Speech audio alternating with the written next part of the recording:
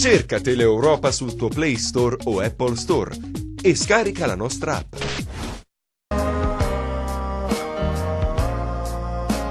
I'm easy like Sunday morning.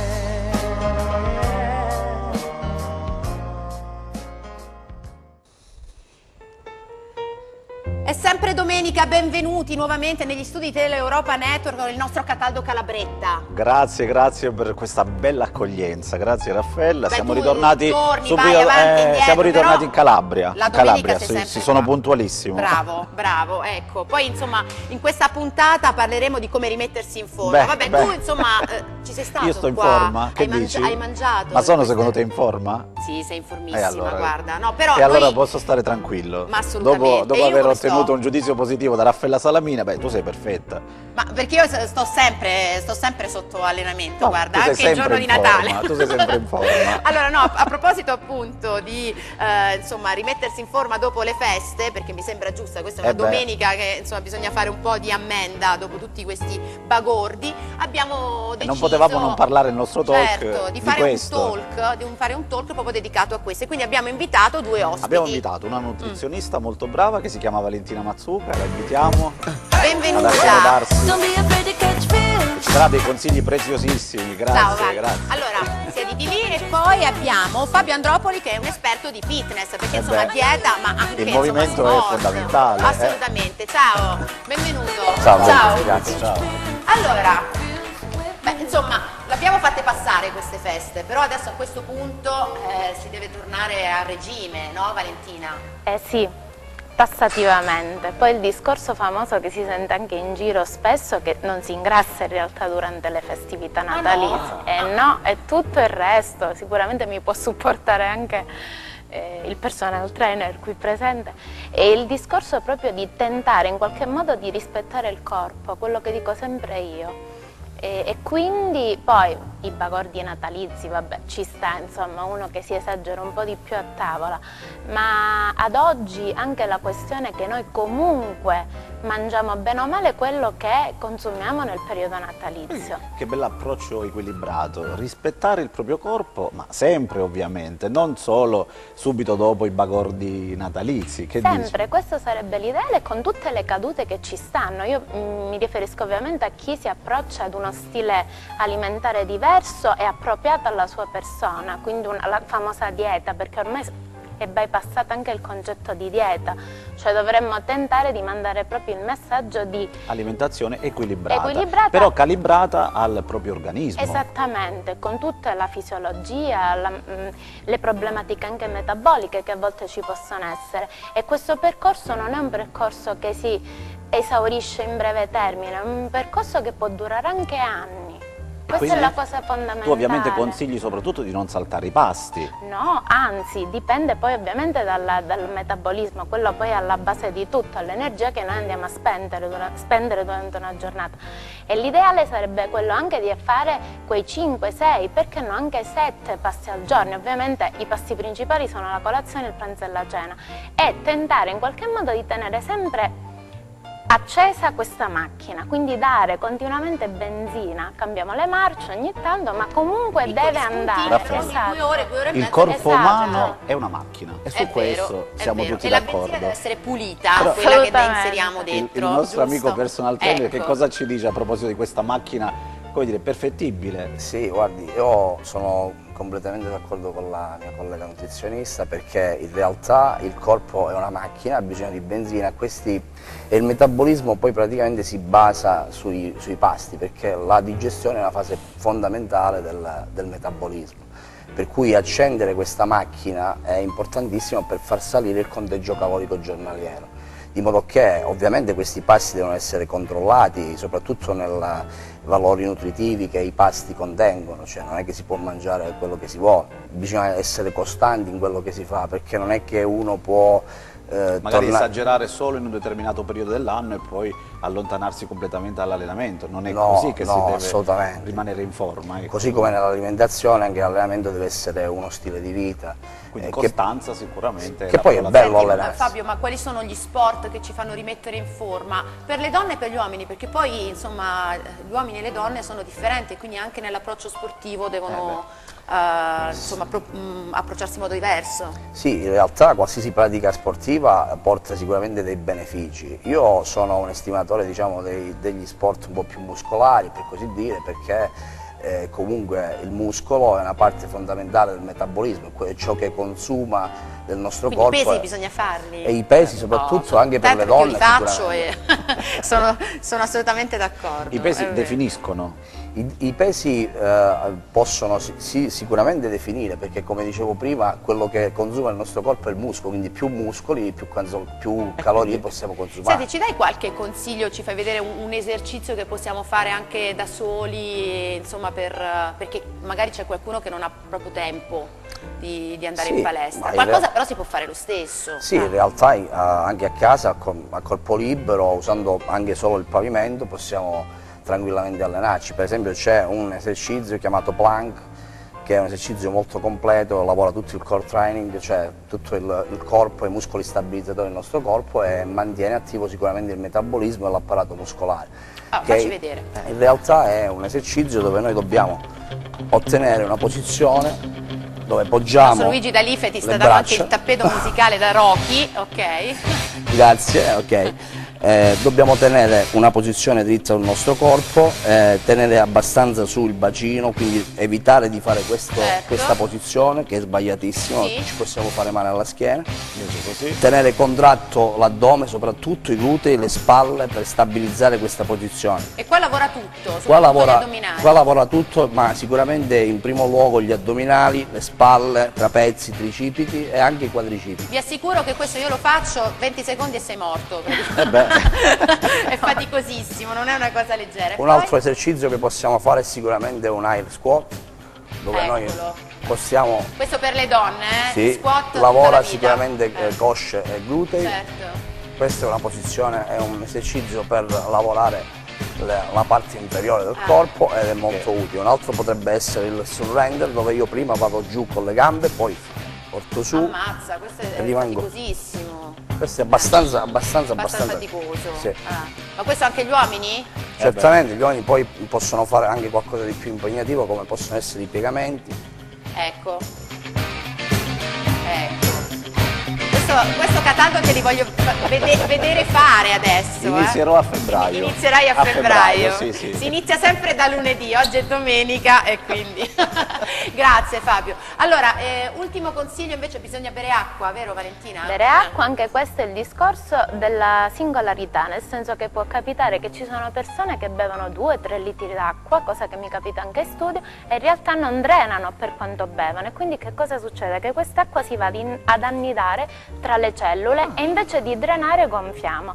Quindi per tentare in qualche modo un approccio depurativo dopo post festività consiglio non più di 6-7 bicchieri di acqua al giorno. Quindi forse bere troppo potrebbe essere essere assolutamente controproducente, ovviamente nel caso in cui ci sono tutte le caratteristiche. Una persona che sa già di avere una cattiva circolazione, vedi la pannicolopatia, cioè la cellulite, noi donne, ebbene non dobbiamo bere moltissimo, soprattutto se siamo in una fase di depurazione. Dopodiché ovviamente dipende dalla minzione, quindi da quando urina vado a fare durante la giornata, lì vado a regolarmi e quindi a calibrare il mio organismo, ma all'inizio non molta acqua. E vale lo stesso principio per le tisane? Per le tisane anche qui lo stesso discorso, consideriamo che tisane e acqua sono due cose completamente diverse. Appunto, per Spesso questo... sento dire anche no, ma ho bevuto 2 tazze di tisana al giorno rispetto al contenuto d'acqua che devo bere. Non è la stessa cosa, ma aiuta moltissimo essenzialmente la produzione di bile e quindi depurazione di fegato. Senti, un'ultima cosa, per la cellulite è vero che è importante la vitamina C? La vitamina C accelera il metabolismo. Vedi. Non è solo un aiuto contro i malanni di stagione, ci sarebbe ben altro contro i malanni di stagione, ma serve esclusivamente per riattivare il metabolismo, pulisce il muscolo e quindi me lo va a riattivare proprio in funzione anche di un'attività Quindi fisica. gli integratori in questa fase potrebbero, naturalmente sotto controllo, potrebbero Un ottimo servire? integratore di vitamina C in questa fase. Tu sei d'accordo, Fabio? Assolutamente sì, la vitamina C è anche un fortissimo anticortisolo, che è l'ormone dello stress, che è un ormone che causa anche dell'ingrassamento. Molte persone infatti anche facendo una dieta molto restrittiva molto allenamento, però poi alla fine il cortisolo è il proprio nemico della forma fisica. Quindi... Un'ultima domanda, la frutta, che dicono tutti, ah, adesso mangio solo frutta e acqua. No, vero? No, diamo quest'altro consiglio che non è vero. Dipende sempre dalla persona, nel senso che se c'è un'insulina, un'emoglobina glicata che si può rilevare tramite un'analisi, risulta essere intorno al 6%, 6,9%, beh, lì bisogna stare attenti perché c'è un discorso proprio di sovraccarico di zuccheri. La frutta fa male e la frutta fa bene, dipende sempre da calibrare durante la giornata. Da sportivo frutta? La frutta è sicuramente un alimento importantissimo, poi è un alimento che contiene moltissima acqua, per cui e molte vitamine e sali minerali che servono al nostro corpo proprio per regolare il metabolismo. Però anche l'eccesso in alcune persone, come diceva la collega, bisogna tenerla d'occhio perché non è sempre bene. Insomma, quindi ci sono delle piccole correzioni da fare perché ci sono dei luoghi comuni che poi ci fanno fare degli errori. Sì, ci sono delle regole generali che valgono per tutti, però chiaramente poi bisogna calibrare caso per caso. Bisogna quindi è opportuno rivolgersi ad un personal trainer e ad una nutrizionista proprio come loro, perché secondo me loro sono un binomio vincente. Assolutamente, vanno paralleli. Insomma, una bella camminata al giorno però e fare le scale invece dell'ascensore. Beh, quello sì, quello aiuta comunque. Iniziamo così che va bene. Allora io ringrazio Valentina Mazzuca, la nostra nutrizionista, grazie, spero di rivederti poi nelle prossime puntate per qualche altro consiglio, il nostro Fabio Andropoli, esperto di fitness, che ci ha fatto vedere anche qualche piccolo esercizio da fare anche a casa. Noi a questo punto, Cataldo, lanciamo il contributo collegato un po' a questo tema, perché parliamo di gambe sempre in forma. Il nostro angiologo Elia Diaco ci dà qualche indicazione appunto post feste per avere delle gambe belle, snelle e soprattutto in salute. Sentiamo. Oggi parleremo di come prevenire la flebite, la tromboflebite e le ulcere venose. Le flebiti, le tromboflebite e le ulcere venose non sono altro che una conseguenza della malattia venosa cronica che perdura nel tempo, negli anni, e che non viene curata. La flebite è un'infiammazione della vena e la conseguenza della stessa è la formazione di un trombo all'interno. Questa flebite può essere di tipo superficiale o di tipo profonda. Il paziente o la paziente si accorge della presenza di un trombo all'interno perché la gamba si gonfia, è molto dolorante, diventa rossa e ha un dolore alcune volte insopportabile. Quindi ricorre al medico di medicina generale che di conseguenza sottopone il caso all'angiologo, che attraverso una visita angiologica ed un ecocolor Doppler degli arti inferiori venoso stabilisce il tipo di trombosi, dove è posizionato il trombo e il tipo di terapia. Il tipo di terapia è importante ed è fondamentale ed è stabilito dalle linee guida sia nazionali sia internazionali. L'uso dell'eparina a basso peso molecolare è importante ed è fondamentale per disinfiammare la vena e far sciogliere il trombo, ma anche l'utilizzo della diosmina micronizzata purificata con l'utilizzo di una calza elastica a compressione graduata di prima classe o di seconda classe sono necessarie ed importanti per far sì che questo trombo scompaia e questo trombo non si riformi più. È importante non sottovalutare la formazione dei trombi venosi, in quanto gli stessi possono andare in circolo e possono provocare un'embolia polmonare con la morte del paziente stesso. Quindi curare alla base la malattia venosa cronica, curare le branche varicose e curare le varici prima che si formino delle flebiti, ovvero delle infiammazioni all'interno della vena, e si formano dei trombi che, come abbiamo detto, sono molto pericolosi e vanno curate per tempo e nella maniera adeguata attraverso una visita specialistica angiologica. Allora, continuiamo a parlare di bellezza, continuiamo a parlare di come rimettersi in forma e insomma post feste si dà anche un taglio ai capelli, no? Vero? Succede anche questo con i nostri hairstylist e con la nostra Mena tutta riccia. Dopo le feste basta, cambiamo look. cambiamo anno, cambiamo aria. Ecco. E quindi rinnoviamo un po' il nostro look, che è comunque l'idea delle donne in generale, no? Quando si ha un cambiamento, poi si cambia pure, si stravolge un po' pure la propria immagine, ci aiuta. Si taglia i capelli, la donna che si taglia i capelli si dice che cambia poi tutto, no? Sì, no, le persone si preoccupano quando vedono che ti tagli i capelli. Cioè, cosa hai ti sta tagliato i succedendo? capelli, che sarà mai? No, io invece ho tagliato i capelli così per sfizio, per cambiare ovviamente un po' la mia immagine, per rinnovarla e anche perché comunque fa bene al capello, quindi essere tagliato ogni tanto insomma lo rinnova, lo rinvigorisce, lo Ci sono rinnova. dei periodi in cui è meglio tagliare i capelli? Cioè nel mese o nella... No, nel mese no, però sicuramente quando richiede il capello di essere Quando è un po' tagliato, quando è sfruttato. sfruttato, sicuramente i capelli lunghi hanno bisogno. Quindi quei detti delle mamme che bisogna tagliarlo con la luna piena, con la luna quello non è crescente. così negativa come cosa. È vero? Quando Sì, la luna sì, è crescente sì, bisogna tagliarli? Va, Così va crescono a di più. favorire, va a favorire comunque la luna crescente, aiuta comunque nel raccolto, in tutte le cose, E così quindi anche nei con i capelli. certo. Allora parliamo un po' del taglio della nostra mena. Allora, mena è un taglio fatto appena ieri, quindi è un taglio corto, riccio, è un taglio, ci tengo a dirlo, sartoriale, fatto soltanto con le forbici e mano libera, utilizzando delle tecniche di geometria, ma abbandonando completamente il pettine, facendo comunque l'uso dei capelli asciutti. A capello asciutto te l'hanno tagliato. Capello asciutto, in modo che specialmente nei ricci si lascia la naturale attaccatura, come, insomma, per come cadono. Noi io mi seguo lo specchio, così riesco a vedere l'attaccatura dei capelli, la forma del viso, la forma della testa, così eseguo un taglio perfettamente. Beh, è difficile tagliare i capelli ricci, vero? Sì,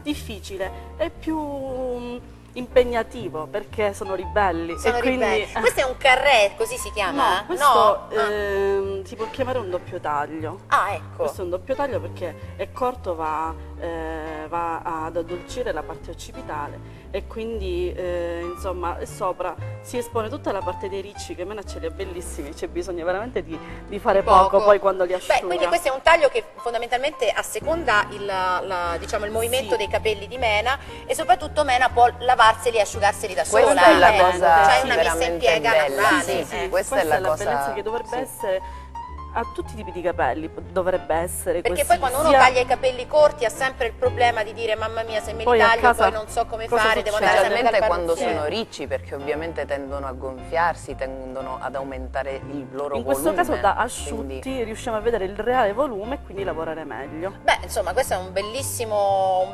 taglio per chi ha i capelli mossi. Senti, ma invece per il capello liscio lo vedremo la prossima volta? Lo vediamo la prossima volta. Ti ho dato un'ispirazione. Va bene. Allora, grazie alla nostra Mena, grazie alla nostra Serena di Jonathan. Grazie a voi. E a questo punto io devo salutare la nostra band, che oramai è orfana di Stefano Battaglia. Ma che fine ha fatto Stefano Battaglia, scusate? In fuga d'amore verso posti Ha fatto l'acquitina? Se n'è scappato? Però in compenso noi ci abbiamo guadagnato. No, ci abbiamo guadagnato con il nipote, lui, vero? Vabbè, salutiamo il nostro Stefano perché ci ha lasciato la band e se n'è scappato in fuga d'amore. Spero che prima o poi torni con la Magari fidanzata, moglie, non lo sappiamo. Ci invita al matrimonio. Magari, non lo so, speriamo di sì, insomma. Cosa ci fate sentire adesso? La canzone di Sting. Vai.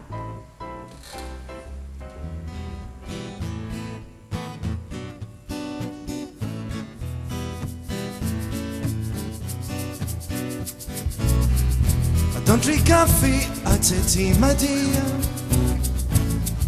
I like my toast on almost high. You can hear it in my accent when I talk. I'm an Englishman in New York. See me walking down Fifth Avenue. Walking came in at my side. I take it everywhere I walk. I'm an Englishman in New York. Whoa, I'm an alien. I'm a legal alien. I'm an Englishman in New York. Whoa, I'm an alien. I'm a legal alien. alien, I'm an Englishman in New York. See me walking down Fifth Avenue, a walking came here at my side, but you can hear it in my accent when I talk. I'm an Englishman in New York. Whoa, I'm an alien, I'm a legal alien, I'm an Englishman in New York. Oh, I'm an alien, I'm a legal alien, I'm an Englishman in New York. I'm an Englishman in New York.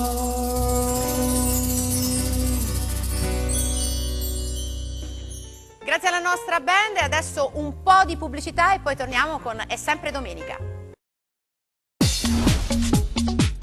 Cerca Teleeuropa sul tuo Play Store o Apple Store e scarica la nostra app. Don't be afraid to catch feels.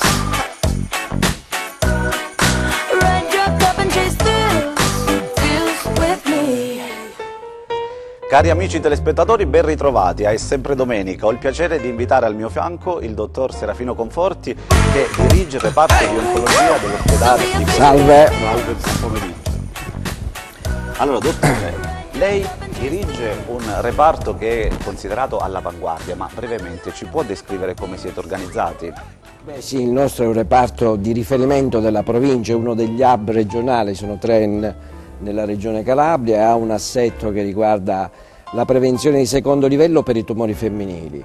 Un reparto che è l'unico, ripeto, della provincia, e poi degli assetti ambulatoriali che riguardano le cure sia in day hospital, in day service, per le varie tipologie di cure in oncologia, e poi gli ambulatori che controllano per almeno 5 anni le persone già operate, che quindi hanno bisogno di una particolare sorveglianza.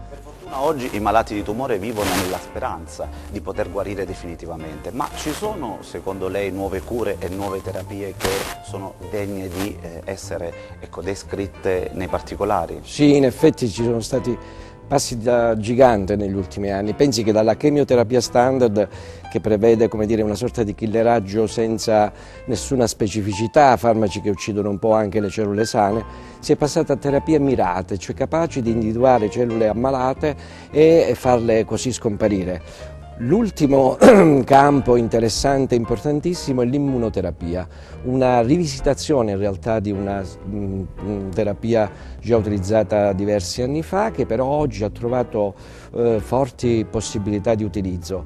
Sono terapie queste che ci consentono veramente passi incredibili. Lei pensi che fino a 10-15 anni fa queste terapie, senza queste terapie la sopravvivenza di persone che si ammalavano di nuovo, in cui la malattia ritornava con scarse speranze, era dai 6 ai 12 mesi.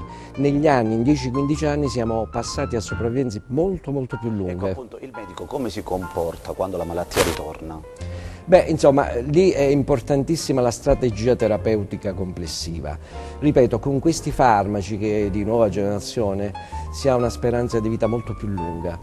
Probabilmente quello che bisogna attenzionare tutto ciò che è intorno, cioè gli effetti negativi, perché pur essendo farmaci importanti, ripeto, che hanno la capacità di mirare direttamente le cellule ammalate, hanno però anche la possibilità di creare danni nell'organismo. Inoltre sono pazienti che hanno una condizione in cui la vita sociale, la vita familiare, le proprie condizioni sono estremamente delicate. Guardi, su questo ci sono 2 cose estremamente importanti con le quali noi stiamo lavorando molto. Uno è l'aspetto che viene definito di umanizzazione delle cure. In Italia c'è un importante progetto, in realtà è un progetto internazionale, che si chiama UCare. L'ospedale di Cosenza in Calabria è il riferimento di UCare nazionale per un processo di approccio con i pazienti. In questa logica abbiamo già previsto, per esempio, un servizio di oncologia estetica che sta vicino alle nostre donne che fanno terapie per lungo tempo, e inoltre una serie di aspetti diretti, psico-oncologia, possibilità di accedere a dei servizi continui di assistenza anche infermieristica, quindi una serie di processi che si avvicinano non solo alle cure in quanto tali, ma a tutto quel supporto che è diventato in realtà una cura fondamentale. Ecco appunto, come vive lei il rapporto con il malato?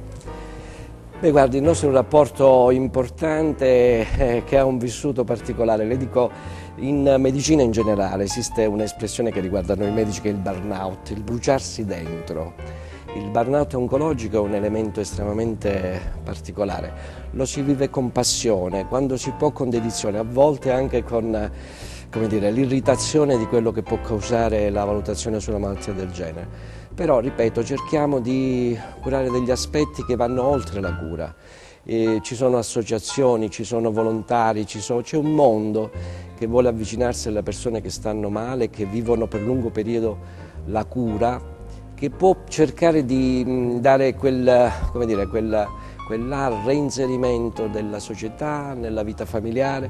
Oggi si parla anche di rivalutazione della vita sessuale, oltre che dell'aspetto. Si parla di cose che forse in passato erano considerate secondarie, sapendo che la qualità della vita, che va, ripeto, dalla umanizzazione a dei processi, di estetica, ma non fine a se stessa, hanno un'importanza incredibile in un mondo in cui i nostri pazienti non hanno un'aspettativa di vita così lunga, però possono viverla sicuramente molto meglio. Ecco appunto, nei confronti dei malati che purtroppo non hanno una vita lunga di fronte a loro, come siete organizzati, come gestite questo ultimo aspetto legato alla malattia? Sì, questo è un elemento estremamente importante, guardi, dove in Italia, devo dire, c'è stato un grande movimento anche culturale. Parlo per esempio delle terapie contro il dolore, la morfina oggi si può prescrivere facilmente, fino a 10 anni fa bisognava fare l'amplodano incredibile. Non solo, ma l'assistenza al malato terminale, sia l'assistenza sia la presenza dell'hospice. Nella nostra regione devo dire che nell'ultimo anno ha avuto una importante evoluzione. Sia nella gestione del pubblico, ma in particolare attraverso la gestione di alcuni privati, di un privato in particolare nella nostra provincia.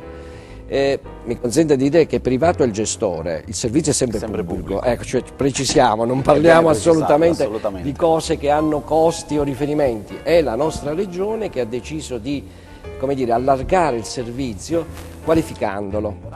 Ovviamente, perché quando c'è la possibilità di una concorrenza su questo livello di assistenza la qualità migliora. Devo dire che... E questi gli studi di economia sanitaria perfetto. Stabilito. Purtroppo la sanità, come lei sa, economicamente è al contrario, quando si dà la domanda l'offerta aumenta e via dicendo. Però per quanto riguarda l'assistenza domiciliare al paziente terminale e soprattutto l'hospice, qui in provincia di Cosenza ne abbiamo due, uno gestito direttamente dal pubblico che si trova a Cassano e uno gestito dal privato, sempre pubblico, ripeto, che è qui a Montalto. Devo dire che questa implementazione con la presenza di Montalto ci ha dato una grande possibilità di migliorare il rapporto. Grazie, fase terminale. Noi le auguriamo buon lavoro e complimenti per tutto quello che fa. Adesso passiamo la parola alla nostra band che ci canterà un successo di Michael Jackson. Grazie dottore, grazie, arrivederci, grazie.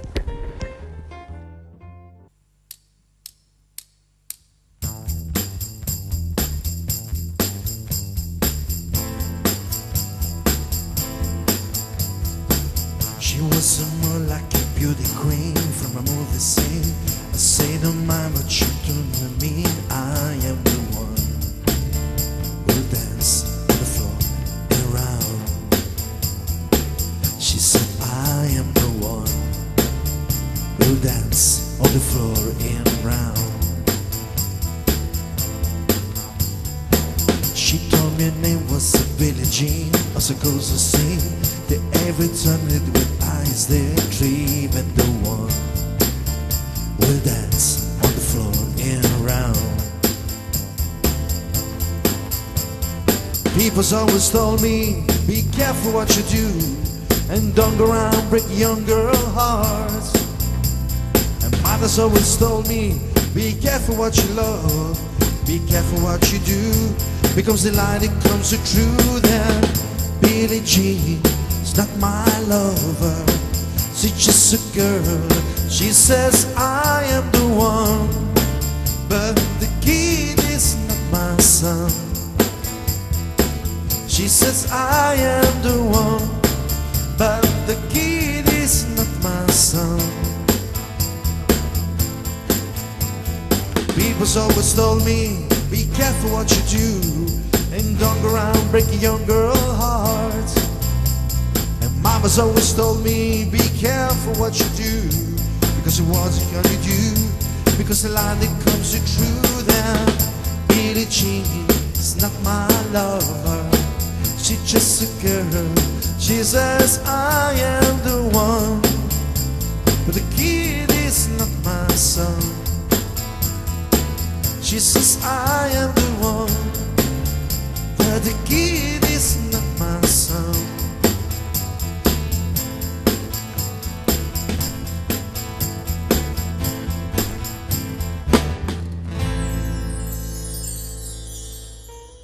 E grazie alla nostra band adesso invece ci spostiamo, parliamo di sport e parliamo di uno sport che in Calabria si fa tantissimo, che è il kitesurf. Abbiamo un campione italiano che ci è venuto a trovare, che è Antonio Ciliberto. Ciao, benvenuto. Ciao, vieni. Allora, il kitesurf in Calabria si fa tantissimo, ce lo racconti un po', intanto, insomma, raccontaci un po' questo sport che è molto amato tra i giovani. È uno sport che consiste nel navigare in acqua galleggiando sopra una tavola, come se fosse una tavola da surf, e si viene tirati da questo aquilone, dove veramente quindi fai delle evoluzioni in aria. Sì. Poi. Ci sono diverse discipline, c'è il freestyle, c'è il wave, c'è l'idrofoil, c'è lo slalom, c'è il race, quindi in base a uno le passioni che ha, se la velocità o surfare le onde o le acrobazie in aria, sceglie dove direzionarsi. Beh, devi essere uno sportivo a tutto tondo, no? Perché ci sono più discipline che si vanno a combinare nel kitesurf, vero?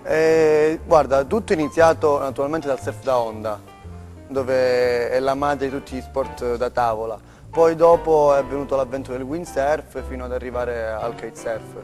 Io pratico tutti e tre gli sport, però diciamo che... Tu sei partito dal windsurf? Sì, inizialmente sì, da quando avevo più o meno 14-15 anni, e poi a 20 anni ho scoperto il kitesurf e da lì diciamo, è stato primo amore e sono riuscito ad ottenere pure i primi risultati a livello agonistico. Poi qui abbiamo una regione, la Calabria, che infatti è bagnata... questo perché arrivano da tutta Italia e non solo, no? Per diciamo surfare, così si dice, giusto? Per surfare sul mare calabrese. Perché? E poi tu sei di Crotone e a Crotone si fa questo tipo di disciplina, ma anche a Gizzeria nella provincia di Cosenza, no? Sono due luoghi molto amati. Noi abbiamo una regione che è bagnata da due mari, sia lo Ionio che il Tirreno, ed è veramente una regione molto ventilata, molto ventosa. Ci sono c'è un grosso centro qui sul Tirreno che è quello dell'Angulus Beach, e abbiamo anche un centro a Crotone che è quello del club. Ci sono stati anche campionati, vero, europei, mondiali si sono svolti, vero? Sì, Gizzeria ogni anno organizza sia campionati europei o mondiali di diverse discipline di kitesurf, come per esempio l'anno scorso, l'anno appena passato, hanno fatto un campionato di TT Race che consiste in un percorso a slalom con degli ostacoli da saltare, come se fosse una sorta Senti, nel mondo dove si pratica? Quindi in Calabria, sicuramente in Italia e in Calabria, poi dove, perché poi girate voi sportivi, vero? Guarda, un po' dovunque. Per cercare il vento giusto e l'onda giusta. Qualsiasi posto ventilato, naturalmente le isole sono i territori che sono più, come dire, predisposti a queste condizioni meteorologiche. E quindi Crotone è un'altra zona molto Sì, Crotone favorita. è una zona molto ventilata, lì abbiamo la tramontana che spinge veramente quasi ogni settimana. Quindi ma io sapevo che insomma poi questa è una disciplina che fate tutto l'anno, quindi in realtà sono forse anche meglio d'inverno, vero? Guarda, per chi deve iniziare, per chi è un livello beginner è meglio d'estate, perché d'estate abbiamo venti più costanti, più tranquilli, più beginner. Mentre d'inverno con le mareggiate, i venti di perturbazione. Vi divertite più voi che siete professionisti. Senti, ma tu sei diventato anche maestro, so che stai allenando una giovane atleta per le Olimpiadi. Sì, allora noi quest'anno a Crotone abbiamo organizzato, come dire, una sorta di tutoraggio per i ragazzi che vogliono partecipare alle Olimpiadi di Buenos Aires del 2018. Ho una squadra agonistica che è composta da 7-8 ragazzi, di cui una di questi componenti, questa ragazza che ha 15 anni e ha partecipato nel 2017 ha fatto tutto il campionato italiano, ha fatto pure un campionato europeo, è tornata da poco da un mondiale in Brasile e si è riuscita a qualificare tra le 6 ragazze italiane che possono avere Quindi accesso. questa è una disciplina che le donne possono fare, cioè voglio dire, certo. donne, uomini, chi è che sceglie di più di fare il kitesurf? Donne Ma o guarda, è misto? È misto, sì, anche perché non è uno vedendolo da fuori pensa che è tutta una questione di forza. Invece? E invece ci vuole tecnica e teoria. Senti, come bisogna approcciarsi? Dai un consiglio a chi vuole iniziare, perché poi ci vuole attrezzatura, tra l'altro, no? Tanta questo è uno attrezzatura sport che sicuramente non è uno sport per avventurieri, perché ci sono delle cose, degli aspetti sia teorici che meteorologici che bisogna sapere, e quando si ha a che fare con la natura non bisogna mai sottovalutare niente. Quindi di recarsi alle scuole idonee che effettuano corsi di kitesurf, dove metteranno a disposizione, oltre alla loro professionalità, anche attrezzatura, tavole, aquiloni, barre. Poi in Calabria siamo preparati su questa disciplina, Sì. siamo attrezzatissimi. Ci siamo. Allora, in bocca al lupo, prossimo traguardo tuo invece da atleta? Prossimo da atleta, mo inizia il campionato mondiale, costituito da 6-7 tappe un po' dovunque in giro per il mondo. Quindi comincerai a girare? Sì, la prima è a febbraio, a In bocca al lupo, quindi porti Crotone e la Calabria in giro per il mondo. Allora, grazie al nostro Antonio Ciliberto, campione italiano di kitesurf. A questo punto lancio invece il contributo, parliamo nuovamente di bellezza, di dermopigmentazione con la nostra Paola Ambrogio. Buon pomeriggio a tutti, oggi facciamo l'extension ciglia. Si tratta di un trattamento estremamente richiesto, la cliente viene come vediamo distesa sul lettino e si lavora ad occhio completamente chiuso. Si vanno a sigillare le ciglia piccole sottostanti, diciamo nella parte inferiore, la rima infracigliare inferiore appunto, vengono bloccate da questo cerotto, dopodiché si va a lavorare esclusivamente sulle ciglia superiori. Chiudi per bene l'occhio, perfetto. Che cosa si fa? Allora, intanto si utilizzano delle ciglia o di seta o di visone e vengono incollate una per una alla ciglia della cliente. Quindi in questo momento stiamo usando una ciglia di lunghezza 13 per far vedere proprio la differenza che c'è tra la ciglia della cliente e quella immediatamente incollata. Molto spesso mi chiedono perché utilizzare le ciglia di seta e non quelle di visone, perché le ciglia di seta sono già molto morbide, poi è una fibra naturale, quindi non creano assolutamente nessun tipo di problema diciamo allergico. Per giunta le colle sono chirurgiche, quindi sono colle assolutamente anallergiche e quindi anche in questo caso, ripeto, non c'è nessun tipo di problema o di irritazione. La cosa importante è che la cliente deve osservare in questo trattamento, deve stare sempre d'occhio chiuso. Spesso capita che ci sono clienti che addirittura si addormentano durante un trattamento del genere, perché appunto è un trattamento molto rilassante, indolore, non crea nessun tipo di problema né da un punto di vista diciamo di salute proprio della persona e diciamo in maniera un po' più specifica della ciglia stessa, perché se i prodotti sono di qualità e le colle sono di qualità non si crea appunto nessun danno, come molte persone mi chiedono. Spesso alcuni clienti appunto mi chiedono ma la mia ciglia si rovina. Noi abbiamo normalmente un ricambio cigliare ogni 6 settimane, di conseguenza le nostre ciglia cadono e se cade la nostra ciglia cade anche ovviamente l'extension che è stata incollata sulla ciglia naturale.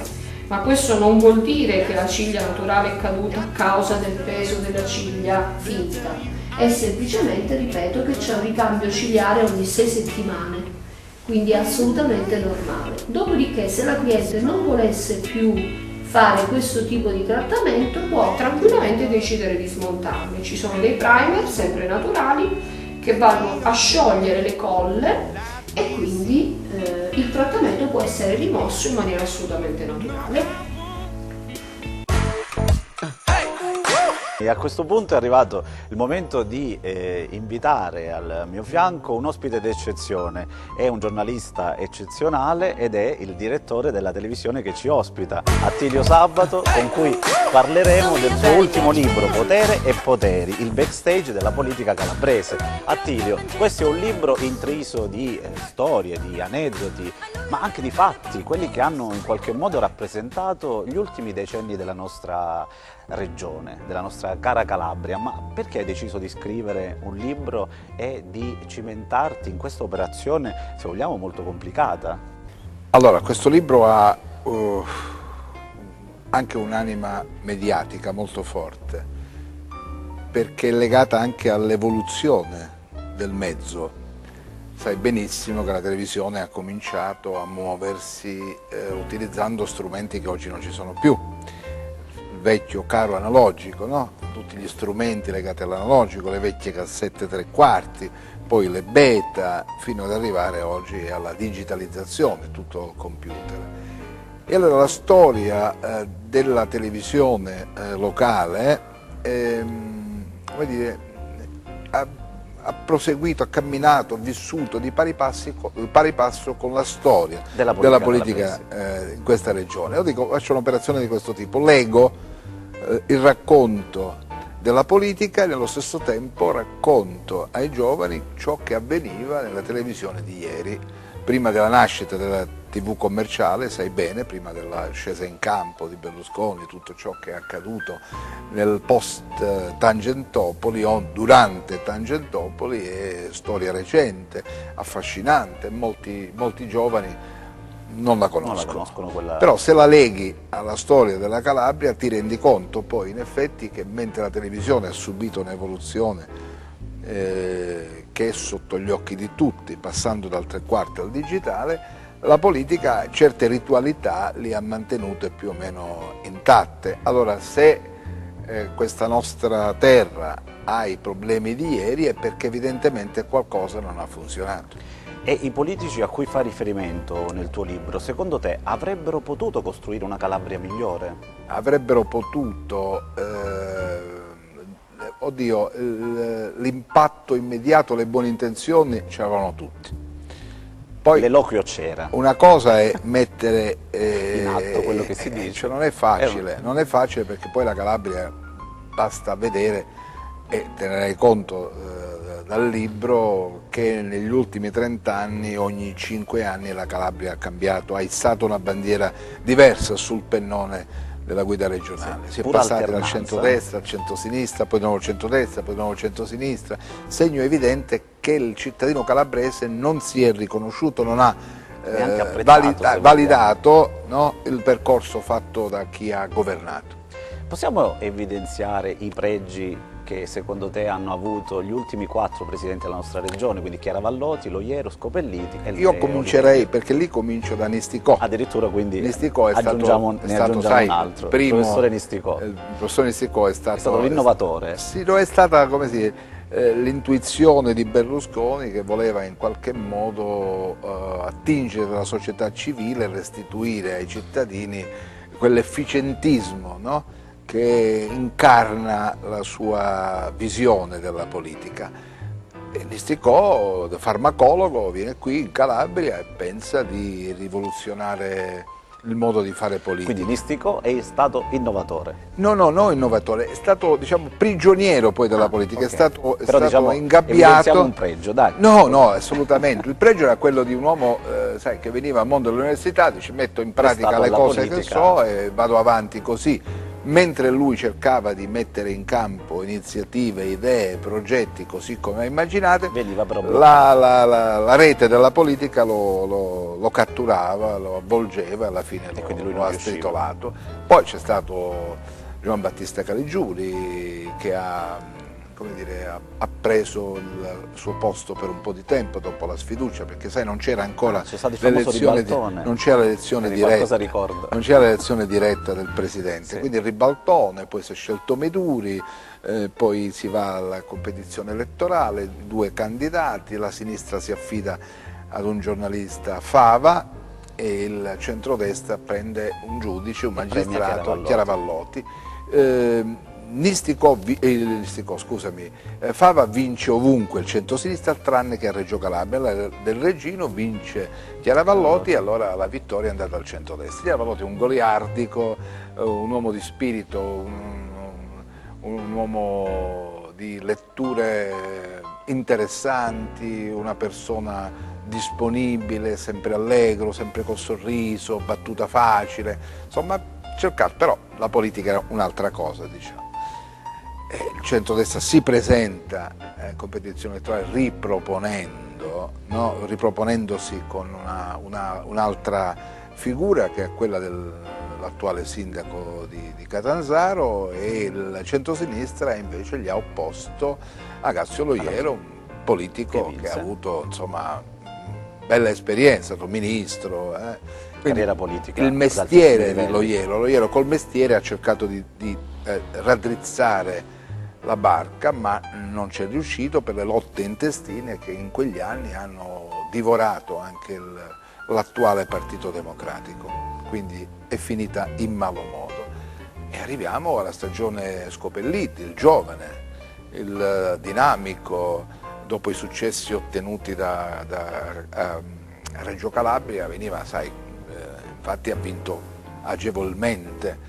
Mai prima dell'avvento di Scopelliti un presidente aveva preso così tanti consensi, aveva questa dinamicità.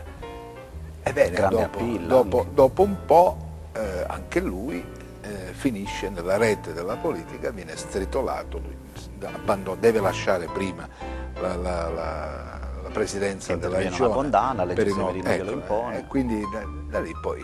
E adesso l'esperienza invece Mario Oliverio, che viene dall'esperienza molto consolidata, anche lui nell'elenco delle buone intenzioni ci ha messo tante cose, però anche qui tra il dire e il fare, insomma ancora tutte queste cose, tutti questi progetti, tutte queste idee annunciate in campagna elettorale non è ancora riuscito a metterle in campo. Lui dice: vedrete che tutto il lavoro che abbiamo fatto prima o poi darà i suoi frutti in Calabria.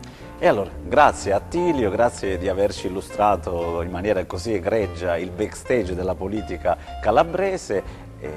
Ci vedremo presto, quindi noi siamo così felici di starti accanto, perché insomma, il tuo ufficio di direttore è proprio accanto allo studio da dove vai in onda, è sempre domenica. E a questo punto noi mandiamo il contributo della nostra Liviana Mirarchi, che è la regina dell'Atelier della Sposa. Prego. Grazie, arrivederci.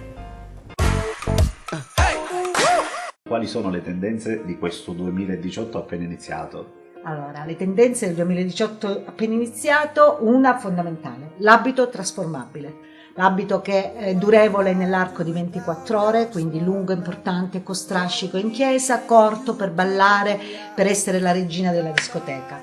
L'abito con una nuance di colore diversa dal bianco, che può essere il miele, il fard, il rosa cipria, oppure con queste applicazioni che fanno tanto questo stile hipster, molto di moda quest'anno, matrimoni sulla spiaggia, matrimoni nei prati. Li consigliamo questi matrimoni ai calabresi? Assolutamente sì, soprattutto ai calabresi, nelle nostre spiagge, dentro i nostri uliveti, nei nostri vigneti, wine wedding, molto di moda quest'anno. Quindi questo è il trend? Questo è il trend.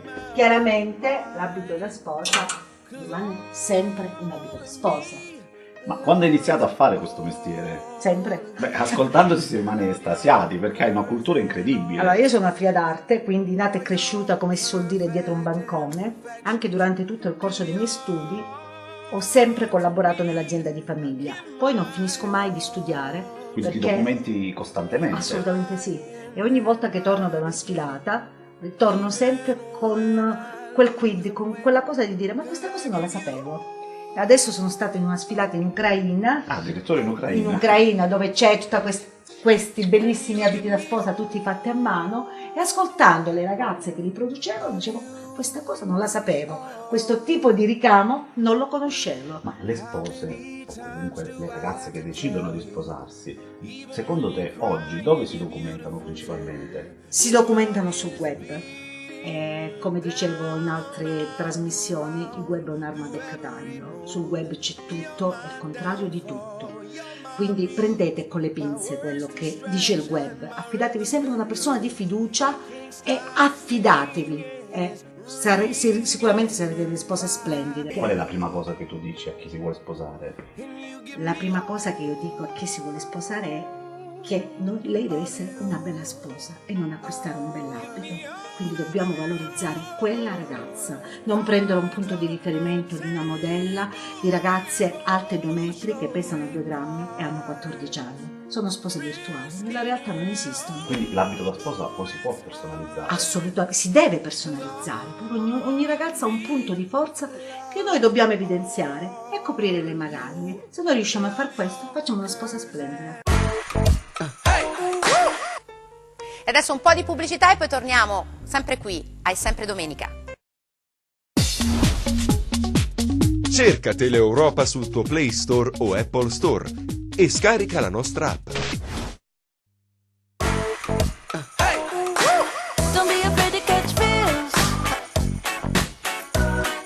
Ride your cup and chase thrills with me. Sempre domenica, puntata dedicata a rimettersi in forma, ma mica tanto, perché poi insomma è sempre domenica. Beh, non possiamo fare a meno dei piaceri della vita, però, assolutamente, Raffaella. la domenica un buon piatto e un bel bicchiere di vino non ce lo possiamo assolutamente negare. no. Ecco, quindi la nostra rubrica noi ce la siamo conservata, perché poi insomma bisogna mangiare bene e bisogna bere bene. E quindi noi adesso con i nostri ospiti raccontiamo proprio questo. Sono con noi Vincenzo Ippolito, enologo, che viene a ritrovare come ogni settimana. Benvenuto, oramai ospite fisso, e poi abbiamo lo chef Giovan Battista Bombini, direttamente dall'isola d'Elba, rientrato e arriva qui da noi per portarci un bel piatto calabrese doc, vero? Direi proprio di sì. Allora, calabrese raccontaci un po'. piccante. Niente, vi sto proponendo un risotto all'anduia con un croccante risino nero e una burrata del pollino, giusto per mantenerci in forma dopo queste Sì, noi infatti avevamo fatto tutta la prima parte della puntata sul detox, cioè sul depurarsi, e poi sei arrivato tu e e questo ci hai casca a scombinato. pennello, giustamente. Senti, Giovan Battista, allora tu sei uno chef che ha deciso di andare fuori, vero? Dove sei stato? Ho fatto un po' in giro fuori regione, ho fatto il Francoforte, ho fatto il Trentino, ho fatto l'Elba, ho fatto la Toscana, ho fatto però hai po' di portato posti, un po' di sono ritornato della tua Calabria in giro per l'Italia e per l'ho l'Europa. portata sempre, sì, in qualsiasi posto sono stato, ho sempre proposto e fatto assaggiare i nostri prodotti tipici, questo è uno di quelli. Quindi hai Forse esportato la il più- nostra cucina, l'hai fatta è apprezzare. già di suo, è già Però tu hai fa dato pubblicità da un sola. contributo prezioso. Do il contributo solamente Qual è trasformando. il prodotto che proprio piace da morire, che te lo chiedono quando si parla di Calabria? I salumi sicuramente, gli insaccati, il piccante è più un luogo comune, esistono altri posti, altre regioni dove si mangia sicuramente più piccante rispetto a noi, però i salumi sono quelli che vanno per la maggiore come alimento rispetto a tanti altri. E l'anduia? L'anduia, quella di Spilinga soprattutto, è conosciuta in tutto il mondo, è quasi come la Coca-Cola ormai. Hai riletto un po' la nostra cucina di tradizione, Sì, una tua chiave? cerco di rivisitarla perché vengo da un'altra scuola di cucina, quindi quest'anno mi voglio cimentare nella cucina antica rivisitata, quindi dove andrò ad esercitare la professione. Quest'anno vorrei ritornare ai sapori antichi rivisitati, con le sue decorazioni, senza troppi fronzoli. Anche se poi vedo delle geometrie qui, no? Tu sei la attento. Sì, sono molto da bravo attento. Ragioniere. Poi sono... In una prima vita lui In una prima vita ha dovevo studiato fare il ragioniere, poi poi ho usato... quello sei. Sì, Poi la sua passione è diventata il suo lavoro. Sì, dai, diciamo. il mio lavoro. Sono un badminton, quello che ha fatto studi non convenzionali sicuramente, ho fatto una gran bella gavetta e mi sono avvicinato a questo duro lavoro. È un duro lavoro, lo so. Duro lavoro. Senti, io leggendo un po' la tua biografia, che è piuttosto articolata, ho visto che tu ti soffermi su il ruolo che ha la cucina nei rapporti sentimentali, insomma. È l'anticamera dell'amore, la cucina per te? È fondamentale. È fondamentale. un uomo che cucina per una donna è qualcosa di meraviglioso. La conquista subito, diciamolo tu. Ma no, perché poi lei No, vuole non ricucinare. esageriamo, vediamo che cosa mi hai cucinato. No. A parte come Però lui viene ha cucinato. specificato per la propria donna, quindi la si propria presuppone già che ci tu sia un rapporto. Vabbè, no, però già al primo incontro, se uno ti prepara una Certo. cena, comunque fa una Ma bella sì, hai un buon impressione. vantaggio che ti può richiedere L'importante è che non mi un'altra fai volta lavare i di piatti, guarda, perché ci potrebbe stare anche questo. un uomo galante potrebbe anche lavare i piatti dopo Ecco, aver... e vabbè, lì poi ha vinto del tutto. Gioco facile Gioco così, facile, gioco facile così. Sì, Senti, qual è un piatto, insomma, che è legato all'amore, secondo te? Che può far scoppiare l'amore? Questo qui è tutto amore, c'è tutto del piccante, dolce, c'è del piccante, molto armonioso, spezza bene il dolce della burrata, come dicevo prima, ma anche posso passare tranquillamente anche sui dessert, i dolci piccanti con del peperoncino andrò a proporre. Cioccolato e peperoncino, che è una È un connubio perfetto. perfetta. Sì, dei fichi. Vediamo, sto lavorando su questa Sei nuova. E a proposito di nuova associazione, cucina. Vincenzo, che vino abbiniamo a questo meraviglioso piatto? Sai che mi ha fatto riflettere? Cioè, che stai pensando a cucinare No, cambio per una donna? mestiere e faccio il Lo fuoco scemo. pure io. Perché? Vuoi conquistare No, pure perché questo? loro pensando cucinano qualche per cosa da un'ora, a noi enologi per fare la vendemmia ci mettiamo un anno, non è conveniente sta cosa. È vero, è vero. Allora scambiatevi, È che fate sì, un ogni anno tanto l'enologo devo e un anno lo chef, va bene? Allora, l'abbinamento, torniamo a essere un po' seri, l'abbinamento in questo caso deve essere per forza un abbinamento regionale e allora non potevamo che pensare ovviamente al calabrese. Ok. Vitigno nostro, come abbiamo detto già più volte, vitigno autoctono, che ben si sposa su questo piatto. Qua abbiamo un piatto che sì, da un lato è piccante, ma un risotto comunque risulta sempre molto mantecato, molto morbido, come mantecato risulta anche la burrata. Quindi andiamo a metterci sopra un vino che ha una sua morbidezza tipica del vitigno calabrese, un vitigno molto profumato, vitigno che poi oltre su questi piatti delicati potrebbe andare bene anche su dei piatti di pesce ovviamente non lo mettere sulla spigola, poi si parlava di cucina, no? Regionale, quando noi facciamo con i peperoni piuttosto che col pepe rosso. Questo è un tipo di vino rosso per chi è proprio fissato sul rosso, che può ben abbinarsi grazie all'acidità e alla freschezza che ha anche ai piatti di pesce. Stappa, va, Vai, Vince, che mi hai stappiamo. convinto. Sì. Va Ma è bene. facile convincerti, Sì, no, ma perché poi, insomma, l'ho già detto nelle altre puntate, ma anche Cataldo apprezza di più il rosso, noi siamo dei Appassionati fan. di rosso. Ecco, Uno che viene da Ciro, da Ciro non può fare non può non altrimenti. apprezzare il rosso. Ecco, per forza. ecco. Allora, quindi sentiamo un po' questo vino calabrese, un po' il sapore, dicevamo, che si associa a piatti belli sapidi. Siamo nella zona dell'Esero. Naturalmente il nostro non Giorgio lontani pure dall'Altollino. assaggia per vedere, Volentieri. ecco, così scopriamo. Noi ne ammiriamo subito il colore. Il colore rosso che è la rubino prima cosa molto che si fa. limpido. Ecco qua. È tipico dei vini della Mirabelli questa limpidezza dei vini. Sì, Poi subito l'odore. bravo. Fruttato di frutti rossi, molto pulito, molto netto. Sì. In bocca si sente questa freschezza, sembra quasi un vino bianco per freschezza, vedi? Un vino sottile, molto profumato, ad occhi chiusi potrebbe sembrare quasi un rosato molto, molto robusto, molto consistente. È un vino di grande finezza, di grande freschezza che si può ben abbinare su questo tipo di piatto, senza sovrastarlo. Senza sovrastarlo, Che perché questo- insomma, questi sono sapori decisi e quindi questo è un vino che asseconda questi sapori decisi, tutti calabresi. Allora, noi ringraziamo il nostro Vincenzo Ippolito, il nostro enologo che tornerà nella prossima puntata, come il nostro Giovan Battista Bombini, grazie al nostro chef che ci ha portato un bel piatto calabrese, bello doc. Vediamo la prossima puntata cosa ci porti, sono curiosa. Perché che ti vedo che stai già riflettendo. Cerco di sperimentare Sperimenta, in questi giorni. sperimenta. Ha una settimana per pensarci. Purtroppo devo lasciare il bicchiere, ahimè. Ecco, Salutiamo i perché nostri amici. Salutiamo i nostri amici perché adesso io mi sposto e mi occupo di teatro, Eh. che poi è un po' il mio argomento. E io ti quindi, lascio sola, ecco. allora. Allora, appunto, chiamiamo il nostro Mauro Lamano, direttore artistico di Oscenica. Ciao, benvenuto, che è un cartellone che si sta svolgendo nel Teatro Comunale di Catanzaro. A me piace molto questo titolo che vi siete dati, Oscenica, nuove frontiere del teatro contemporaneo. Voi siete giovanissimi e state cercando di proporre appunto i nuovi linguaggi del teatro in un cartellone che devo dire è piuttosto eterogeneo come offerta.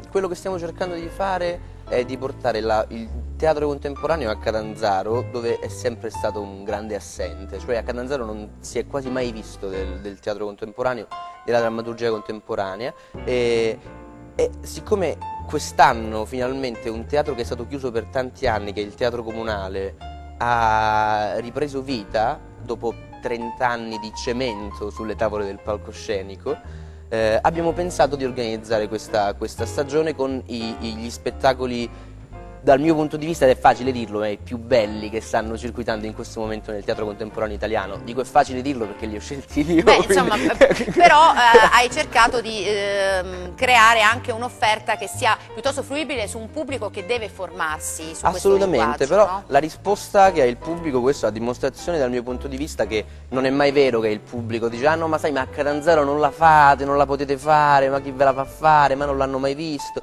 ma non è vero. Perché abbiamo iniziato con uno spettacolo molto difficile ma molto emozionante che è La Merda di Christian Ceresoli. Che tra l'altro è uno spettacolo che ha avuto un grosso Premiatissimo, successo, è un premio Oscar vero? del teatro, un premio Oscar europeo del teatro perché hanno vinto il Fringe di Edimburgo che corrisponde esattamente ai premi Oscar europei del teatro, oltre a un'infinità di altri premi che hanno vinto. Un bel pugno nello stomaco questo monologo. Esattamente, e la risposta del pubblico che era assolutamente eterogeneo, quindi da chi solitamente va a teatro, a chi è venuto solo per curiosità, a chi dice ma cosa fa chi è sta merda, ma io mi vediamo, la risposta è stata straordinaria, tra lacrime, veramente brividi del pubblico. Senti, poi il 27 gennaio invece avrete un testo che è molto amato qui in Calabria, che è L'aborto di Saverio La Ruina, è un testo insomma pluripremiato e anche qui insomma avete affrontate, siamo sempre nel linguaggio del monologo, però affrontate altri temi piuttosto Assolutamente, diciamo, difficili. sì, perché l'idea, la linea tematica che ci accompagna è quella di restituire al teatro proprio la possibilità di riparlare dell'oggi, di riparlare dei grandi temi, di non pensare al teatro solo come un teatro in cui, che va benissimo, però in cui si parla solo del passato e di vecchie vicende, quando le grandi vicende e i grandi temi possono essere e sono poi di grandissima attualità. Io posso andare a teatro tuttora, tutt'oggi, e vedere la mia storia. Certo, senti, facci una carrellata velocissima degli spettacoli che Dunque, gli spettacoli, vedremo. il 27 avremo L'aborto, e con L'aborto giochiamo in casa perché abbiamo sì. Saverio La Ruina, calabrese. Premio Ubu. Premio Ubu, io ho visto quando io mi sono trasferito a Roma per vivere a Roma, la prima volta che sono andato a vedere Saverio, io Saverio già lo conoscevo, l'avevo visto in Calabria, ma non pensavo fosse veramente così celebre fuori dalla Calabria. Sono andato a Cosenza, a Roma, perdonatemi, ho visto questo teatro Indiat completamente tutto esaurito, tanto da dover chiamare il caro organizzatore Settima e dire guarda Settima, io sono fuori dal teatro. Beh sì, no, lui riscuote successo a livello europeo, Meraviglioso. assolutamente, quindi il 27 gennaio a Catanzaro ricordatevi Poi, che c'è Saverio La Ruina. condannato a morte il 9 febbraio, condannato a morte con Gianmarco Saurino. Gianmarco Saurino è un attore straordinario, è un voto noto per le fiction Rai, quindi l'avrete visto in Che Dio ci aiuti, adesso sarà protagonista di altre 3 fiction, ma è un attore di teatro straordinario. Questa è una cosa che spesso non si sa, che chi fa TV è anche un attore In realtà fa tanto teatro, quindi è vero. vi consiglio di venirlo a Il vedere. 16 marzo siamo velocissimi. Sì, purtroppo. scusatemi, Da soli non si è cattivi, la compagnia della fabbrica prodotta dal Teatro Vascello, il teatro che produce la migliore drammaturgia contemporanea in Italia,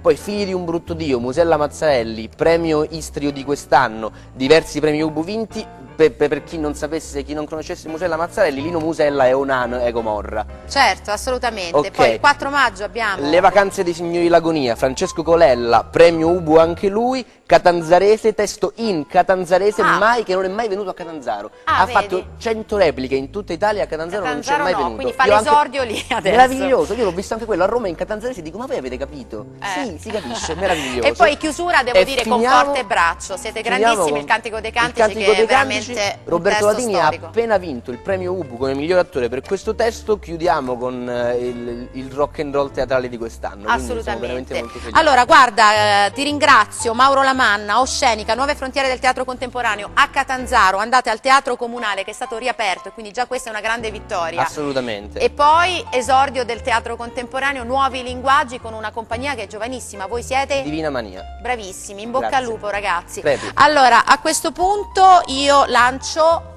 il brano, la nostra band, un po' di musica.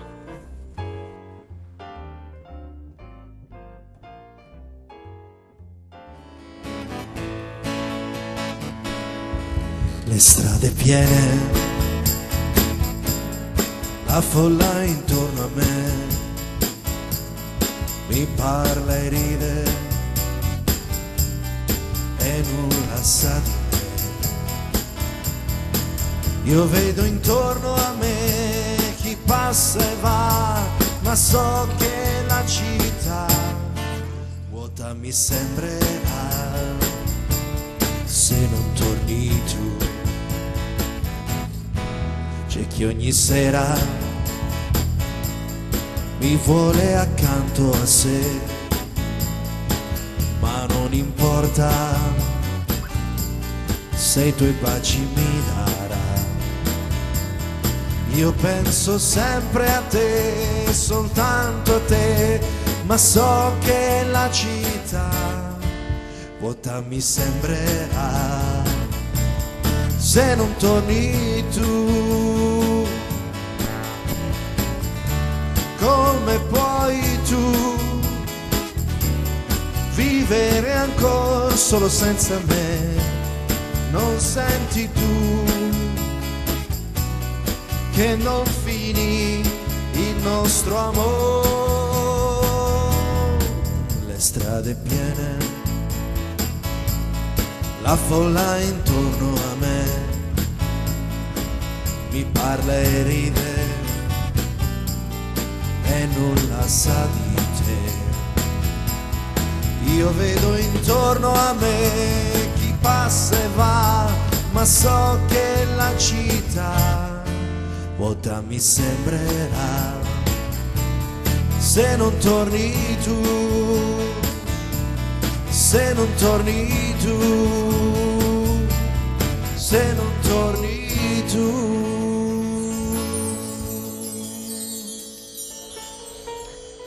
Grazie, grazie mille e complimenti, siete bravissimi. A questo punto Siamo addirittura d'arrivo. Siamo addirittura d'arrivo e non possiamo che dedicare alla bellezza fatta beh, persona alla nostra questo Linda spazio. Suriano, guarda che bella, arriva. Ben ritrovata cara, ben ritrovata. E poi abbiamo Maria Giulia Caruso, Miss Eleganza Joseph Un'altra Rinjob. bellezza calabrese. Ciao Maria Giulia, Non benvenuta. hanno bisogno di rimettersi in forma, no, ecco, la puntata era dedicata a questo, ma insomma loro no, non ce l'hanno questo problema. Sono perfette. Sono perfette. Allora, hai portato una Miss quest'oggi? Ma io la faccio per Cataldo. Lo so, per me infatti non ci pensi mai a me, No, guarda. non è vero, perché in qualche puntata, ma poi tu capito, tra gli sportivi... Lo so, mi sono ritagliata in Lei dei viene spazi, accontentata mi sono sempre, ritagliata in quindi dei spazi. diciamo che la chiusura della trasmissione è dedicata a me te, ormai. Cataldo. Sì. Anche perché Alla- quest'anno lo slogan è Cataldo cerca moglie, quindi io... infatti, visto che Raffaella ha annunciato il mio matrimonio nel 2018, Raffaella fa le cose e le dimentica. Sì, infatti me l'ero dimenticata. Tu hai annunciato il mio matrimonio, mi hanno chiamato tutti, mi hanno detto ma quando ti sposi? Come la conduttrice ha annunciato il tuo matrimonio e io ho detto beh, lo saprà facciamo lei, un hashtag, lo facciamo saprà un lei. hashtag. Quindi tu fai l'hashtag, Linda apre i casting e quindi siamo a posto. Ah, tu fai addirittura casting. Beh, a questo ok. punto. Ma vedi, perché tu sai, io questo è un mezzo, capito? Cioè perché io vengo qui, porto le ragazze che sono Agenzia appunto matrimoniale stai facendo. non ho capito, sono È la Marta Flavia rappresentanti della Calabria. di Miss Italia, appunto di Miss Italia Calabria, lei è stata una delle nostre finaliste e con l'occasione Cataldo Ah, quindi tu presenti le miss, prima o poi una miss la becchiamo. Diciamo che Va bene. insomma, qualche miss c'è stata in passato. Ah, davvero? Attenzione ai gossip. È finita male. Sta finendo la trasmissione e lui tira fuori i gossip. Ormai sono È pure pubblici. finita male. Sono gossip pubblici, quindi diciamo che... Allora, Maria Giulia, Miss Eleganza, com'è andata questa esperienza poi a Jesolo? È stata una bella esperienza, ho fatto molte amicizie, soprattutto con le ragazze calabresi. Lì un po' meno, eravamo tante ragazze, quindi era difficile stringere un rapporto di amicizia, però ci siamo divertite. Siete arrivate coalizzate, sì, insomma, molto. lì a Jesolo? Sì, tutte e 10 avevamo un bel rapporto e tuttora ci sentiamo, usciamo, organizziamo qualche festa. Sì, ma me lo ricordo che quest'estate Però vi dovevamo tenere. Vedi che bell'approccio alla vita. Tu hai Sì. chiesto a lei come è andata a Jesolo e si presuppone magari una risposta della serie, sai, un po' di delusione, avrei voluto, e invece lei ha parlato di amicizia. Sì, Quindi sì. lei proprio No, questo ma questo è lo denota, spirito un po'. È il denota nostro che spirito. Linda e anche Carmelo Ambrogio fanno un ottimo lavoro di scouting in Calabria e riescono poi a valorizzare ragazze belle e genuine della nostra Calabria. Perché loro sono ragazze veramente simpatiche, devo dire. Io infatti mi diverto sempre l'estate con loro. Io volevo dire che è vero, perché comunque anche l'atmosfera che si respirava poi nel dietro le quinte era comunque tranquillo, molto collaborativo, cioè magari c'è sempre qualcuna che è un po' sta sempre sulla difensiva perché Magari ha un briciolo di competizione. bravo, in più c'è rispetto- sempre, ci sta, secondo me. però tra di loro poi ecco, quello che abbiamo notato quest'anno è che si erano ben coalizzate, si sostenevano a vicenda, erano contente quando comunque una di loro vinceva o viceversa se qualcuna magari Non riusciva a passare. rimaneva Piangevano male, di quindi- più per le amiche che non per loro stesse. Sì. Questo lo devo dire perché io dicevo, È ma vero. scusa, ma tu sei passata, perché piangi? Perché l'amica non è passata. Quindi sì. questa è una cosa bella perché questo fa capire che il concorso stimola insomma uno Sì, spirito di ma- competizione positiva. Di una Ecco. sana Sì. competizione tra Ma le anche ragazze, grazie che a è la cosa Linda è stato possibile tutto ciò. Linda, Carmelo, Raffaella, un po' tutto lo staff, grazie a voi che noi siamo così perché c'è stata... Perché vi abbiamo educato con la bacchetta. No, questo mai. No, però in realtà sì, siamo molto simpatici per questo. Sì, anche. Vabbè, dai, un ottimo Ovviamente. connubio. Le ragazze genuine arrivano e voi insomma vi impegnate Le affinché accogliamo. Una grande si famiglia. possa tirare il meglio che c'è in voi. Senti, Quindi- cosa stai facendo adesso, Maria Giulia? Adesso sto facendo qualche casting, qualche lavoretto con Linda e speriamo bene. Lei avrà un futuro da modella, anche perché poi comunque vista la sua altezza, il suo portamento, ma credo che sicuramente tra un paio d'anni riparteciperà perché ha tutte le carte in regola per riprovare. Ecco, non siamo per diciamo, riproporre le stesse ragazze, però in casi come questo appunto di Maria Giulia, che comunque è arrivata ovviamente anche forse un po' impreparata perché non si è resa conto di quello che stava vivendo, penso che poi alla fine in 2 anni si possa lavorare tanto e possa arrivare ecco, più pronta, però credo che... Beh, poi sia una fascia carta- importante è quella di Miss Eleganza Di perché è Sofia stata Loren. la fascia di Sofia Sofia Loren Loren. e quindi insomma porta fortuna Sì, Maria Giulia, speriamo. ecco, è una fascia Sì. anche prestigiosa. Questa era la fascia che volevo, quindi ci sono riuscita nel mio obiettivo. Beh, insomma, quindi sei riuscita, Sì. brava. Allora, prossimi step, Linda? Guarda, noi a breve ci sarà l'elezione della prima Miss dell'anno, Miss 365, quindi da lì poi daremo il via proprio alla stagione di Miss Italia 2018 e quindi Miss Italia Calabria. Stiamo programmando questa nuova stagione, ci saranno tante novità proprio nella struttura della serata come anche del palco, della passerella, perché noi ogni anno anche lì cerchiamo Rinnoviamo di un po'. portare delle innovazioni. L'unica cosa che non cambiamo è la presentatrice. Ma fino a che non va in pensione, voglio dire che già Andrai ci siamo quasi. in pensione ecco. sul palcosceno. E per Con fortuna il che non la bastone, cambiate. proprio. Ma dove la trovate una così brava, così bella? Certo, stiamo cercando di portarci dentro anche Cataldo. No, ma Cataldo viene Ormai io perché io faccio non ce la parte- posso fare, ho bisogno di aiuto. Ormai faccio parte della famiglia. Assolutamente. dai. Allora, a questo punto noi chiudiamo questa bella puntata con la bellezza, con rimettersi in forma. Questa era un po' la puntata e quindi diventare come loro, magari, possibilmente. Grazie alla nostra Linda Suriano, Carli Fashion Grazie a Agency, voi. grazie alla nostra Grazie. Maria Giulia con la fascia di Miss Eleganza. Appuntamento alla prossima puntata. Alla Cataldo. prossima puntata, tu cosa farai questa settimana? Guarda, mi rimetto in forma, devo assolutamente dai. rimettermi Allora in forma. lo facciamo Alziamoci insieme, e lo facciamo salutiamo insieme. i nostri telespettatori. Grazie naturalmente al nostro regista, grazie a Teleeuropa Network. Alla prossima puntata di È sempre domenica. Arrivederci. Cerca Teleeuropa sul tuo Play Store o Apple Store e scarica la nostra app.